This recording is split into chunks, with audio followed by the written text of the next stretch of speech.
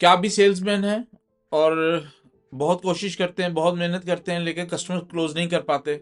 अगर यही मसला है तो आइए इस वीडियो में हम जानते हैं कि सेल्स क्लोजिंग कैसे होती है, बिजनेस क्लोजिंग कैसे करते हैं।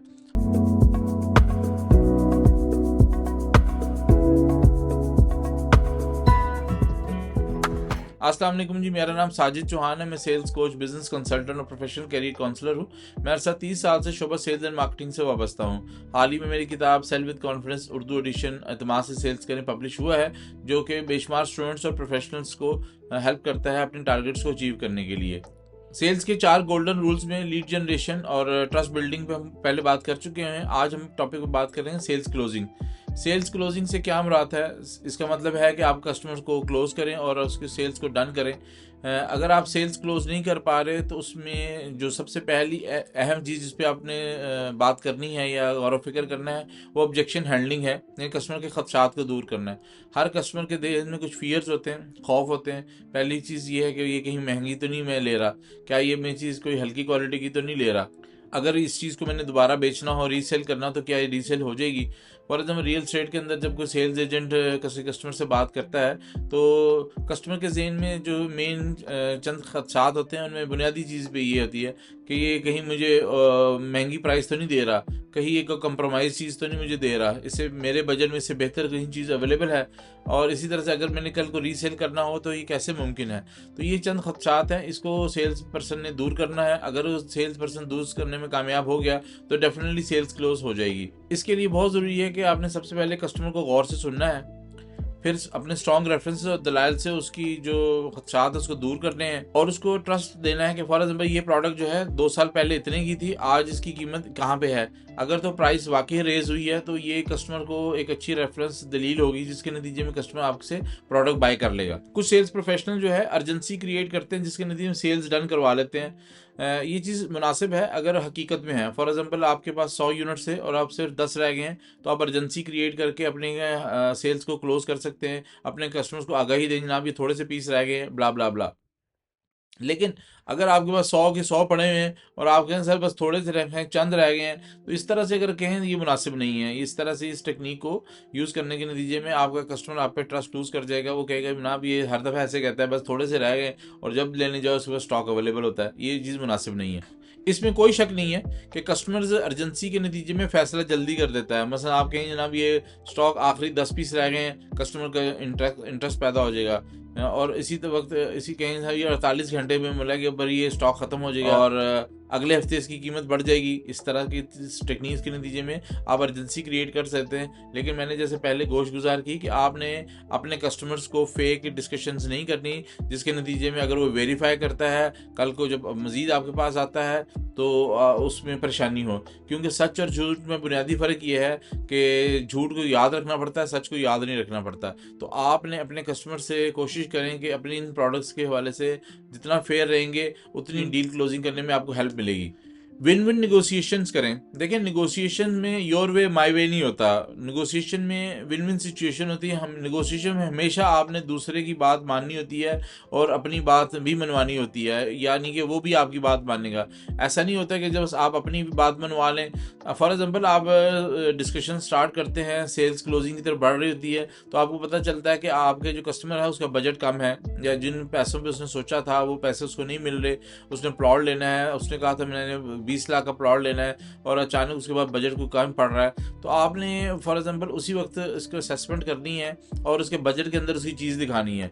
अच्छा, अगर उसके बजट की जो चीज़ है उसके अंदर आपको मुनाफा कम है, जो आप चीज़ सोच रहे हैं उसके अंदर मुनाफा ज़्यादा है। अब आप उसके लिए कोई घुमाएं, उसको कभी कन्विंस करें, कभी फ्यूचर चेक्स की बात करें और उसको एंगेज करें सिर्फ अपने थोड़े से मुनाफे के लिए।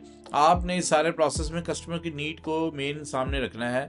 अगर तो केस कस्टमर की नीड कम पैसों वाली है जिससे पूरी होती है और आपके पास वो प्रोडक्ट है, तो बराए मेहरबानी आपने अपने बेनिफिट को वो सिर्फ उसको वॉच नहीं करना, बल्कि उसको हेल्प आउट करना है। सेल्स क्लोजिंग के लिए इमोशनल सेलिंग टेक्निक्स भी यूज़ करते हैं। अमूमन सेल्स पर्सन कहते हैं सर मेरा ये सेल्स टारगेट है, ये मंथ क्लोज हो रहा है, तो मुझे अमूमन बैंक्स के जो लोग हैं, रिलेशनशिप मैनेजर्स हैं, इवन सेल्स के भी जो लोग हैं जो टारगेट बेस्ड काम करते हैं, उनका फॉर एग्जाम्पल उनको ब्रैकेट्स होती हैं, अगर इतना टारगेट अचीव कर लिया तो ये परसेंटेज मिलेगी या ये बेनिफिट्स मिलेंगे।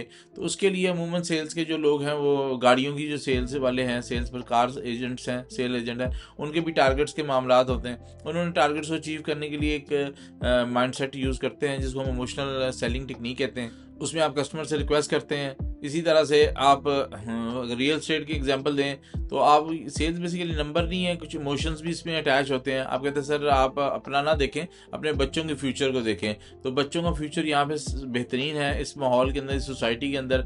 तो आप अगर ये प्लॉट ले लेते हैं, ये फार्म हाउस ले लेते हैं, ये कमर्शियल प्लाजा ले लेते हैं, तो आपके बच्चों का फ्यूचर सिक्योर है। तो आप अपने बच्चों को एक अच्छा एसेट दें, एक अच्छी इन्वेस्टमेंट करके दें। इस तरह की आप इमोशनल एंगेजमेंट डेवलप करते हैं। मैं एक केस स्टडी के तौर पे मैंने एक साहब को एक फार्म हाउस सेल किया। तो वो उन्होंने एक फार्म हाउस लेना था। तो जब वो फाइनल करने के लिए आए तो उन्होंने वो बड़ा फार्म हाउस ले रहे थे, तो 6 कनाल का। तो उनकी फैमिली साथ आ गई जिस दिन उन्होंने फाइनल क्लोजिंग करनी थी। तो मुझसे पूछते हैं कि आप अपनी ओपिनियन दें कि आप हमें ये लेना चाहिए कि नहीं लेना चाहिए।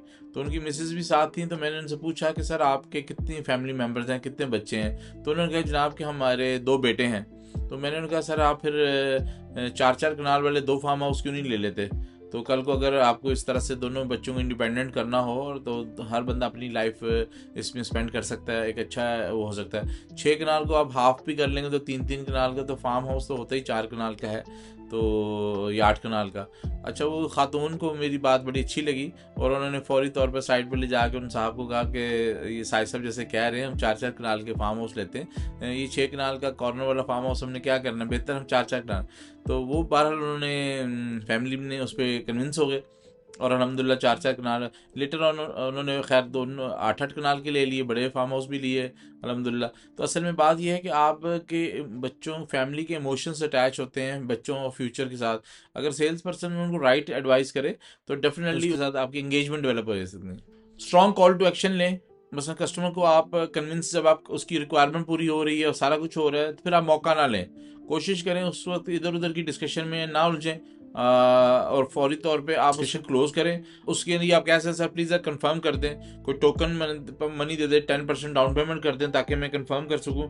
तो ये प्लॉट तो आपको शायद मिल जाए लेकिन लोकेशन आपको शायद ना मिल सके, क्योंकि रियल स्टेट में कोई पता नहीं होता। मेरे जैसे कई और सेल्स पर्सन भी शामिल हैं और या मेरे साथ कई और लोग कस्टमर भी अटैच हैं। तो उस वक्त हम उसी का कंफर्मेशन दे सकते हैं या उसको प्रोलॉन्ग कर सकते हैं जिसके पास हमारे पास टोकन या कोई डाउन पेमेंट आई हो। इसमें कोई शक नहीं, अगर आप कल को लोकेशन चेंज करना चाहते हैं, कुछ कंपनीज पॉलिसी देती हैं कि आप बेशक टोकन भी वापस कर लें, कोई इशू नहीं है। तो उसके नतीजे में कस्टमर का एतमाद बढ़ जाता है। आप उसको अगर ये ऑफ़र आपकी कंपनी की तरफ से मौजूद होती है तो डेफिनेटली एक बड़ी अच्छी ऑफ़र है। लेकिन अगर वो टोकन दे देता है तो डेफिनेटली उसके साथ फिर उसकी वाबस्ती अटैचमेंट क्रिएट हो जाती है। तो उसके लिए बहुत ज़रूरी है कि आप उससे कोई ना कोई टोकन या अप्रिसिएशन मनी उससे ले लें। आप फॉलोअप बहुत इंपॉर्टेंट है। कहते हैं कि सेल्स अच्छी जो सेल्स है वो 5 फॉलोअप के नतीजे में हो जाती है डेफिनेटली। तो अगर आप फॉलोअप करते हैं तो आप ये एक दफ़ा 2 दफ़ा पूछने से सेल्स क्लोज नहीं होती, बल्कि जिस तरह मैंने बताया एक स्टडी है जिसके मतलब क्लियर है कि जब एक अच्छी सेल्स के लिए 5 दफ़ा फॉलोअप करना पड़ता है। अच्छा, डिपेंड करता है प्रोडक्ट आपकी कैसी है। अगर तो स्मॉल अमाउंट की प्रोडक्ट है तो आप डेली फॉलो भी कर सकते हैं, लेकिन आप रियल स्टेट है तो आप वीकली या फोर्थ यानी कि हफ्तावार या 15 दिन बाद 2 हफ्ते बाद लाजमी फॉलोअप करें। और मंथ में तो लाजमी एक दफ़ा फॉलोअप करेंगे। उनसे पूछे सर क्या स्टेटस है, आपने कब आना है, कोई डिसाइड हुआ कि नहीं हुआ। अच्छा, आपने डिसीजन मेकिंग जो उसकी इक्वेशन है वो ज़रूर स्टडी करनी है। सेल्स पर्सन अगर डिसीजन मेकिंग उसकी इक्वेशन नहीं स्टडी करता, मतलब उसके अंदर फैमिली में डिसीजन मेकर कौन है, वाले साहब हैं, फैमिली है, बच्चे हैं, भाई हैं, जो भी हैं, कोशिश करना है कि आपने उनके साथ मीटिंग करनी है। अगर वो आपकी तरफ आ सके तो वेल एंड गुड, वरना आप उनकी तरफ चले जाएं। तो उनके जो पिछला डिसीजन पैटर्न है उसको स्टडी करें कि उन्होंने पहले कहाँ पे लिया था, किस बुनियाद पे लिया था। कुछ लोगों को हमेशा अच्छी लोकेशन की चीज़ अच्छी लगती है, कुछ लोगों को हमेशा सस्ती चीज़ अच्छी लगती है, कुछ लोगों को हमेशा जो रीसेल वाले के पॉइंट ऑफ व्यू से अच्छी लगती है। तो अब आपने उसके डिसीजन पैटर्न को स्टडी करते हुए आपने उसको फॉलोअप भी करना है और उसको सेल्स की क्लोजिंग की तरफ लेके जाना है। सेल्स फॉलोअप को अब जैसे हमने डिस्कशन की तो व्हाट्सएप के जरिए से भी कर सकते हैं, एसएमएस के जरिए, कॉल के जरिए से भी कर सकते हैं। क्लाइंट को अपडेट भी दें। फॉर एग्जाम्पल आपका क्लाइंट आपने देख के गया और वहां पे भी रॉ था, लैंड रॉ थी, अब वो क्लाइंट को आप उसकी पिक्चर्स अपडेट करें, उसके बारे में होने वाली एक्टिविटीज़ हैं। अगर फॉर एग्जाम्पल वापडा आ गई है, बिजली आ गई, गैस आ गई है, पानी आ गया, ड्रेन सिस्टम डेवलप हो गया, प्लांटेशन हो रही है, आपका काम है, चाहे आपके एग्जिस्टिंग कस्टमर हो चाहे न्यू कस्टमर हो, आपने फॉलोअप के लिए हो, आपने सबको वो अपडेट भेजनी है, ब्रॉडकास्ट भेज दें, उनको गाहे बगाहे बताते रहें, उनको चीज़ें दिखाते रहें, तो ये भी आपको सेल्स क्लोज करने की हेल्प करेगी।